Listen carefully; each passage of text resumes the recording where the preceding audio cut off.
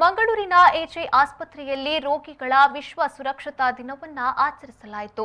ಈ ವರ್ಷದ ರೋಗಿಗಳ ವಿಶ್ವ ಸುರಕ್ಷತಾ ದಿನದ ಥೀಮ್ ತಾಯಿ ಮತ್ತು ನವಜಾತ ಶಿಶುಗಳ ಆರೈಕೆ.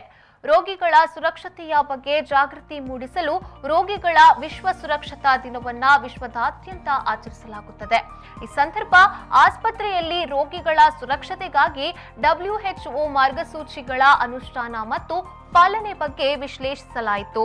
ಡಾಕ್ಟರ್ ಮಂಜುನಾಥ್ ಕಾಮತ್, ಕನ್ಸಲ್ಟೆಂಟ್ ಸ್ತ್ರೀರೋಗ ತಜ್ಞ, ಡಾಕ್ಟರ್ ಮಂಜುನಾಥ್ PV, ಕನ್ಸಲ್ಟೆಂಟ್ ಹೃದ್ರೋಗ ತಜ್ಞ, ಡಾಕ್ಟರ್ ಪ್ರೇಮ್ ಆಳ್ವಾ, ಕನ್ಸಲ್ಟೆಂಟ್ ಮಕ್ಕಳ ಹೃದ್ರೋಗ ತಜ್ಞ, doctor Naveen Rudolph Rodrigues, consultant pain and palliative care, doctor Sudesh Rao, intensive care ಮುಖ್ಯಸ್ಥ ಮತ್ತು doctor Rohit, doctor Amit P. Marla ಈ ಪೋಸ್ಟರ್ ಸ್ಪರ್ಧೆಯಲ್ಲಿ ಸಿಬ್ಬಂದಿ ಮತ್ತು MHA ವಿದ್ಯಾರ್ಥಿಗಳು ಭಾಗವಹಿಸಿದ್ರು.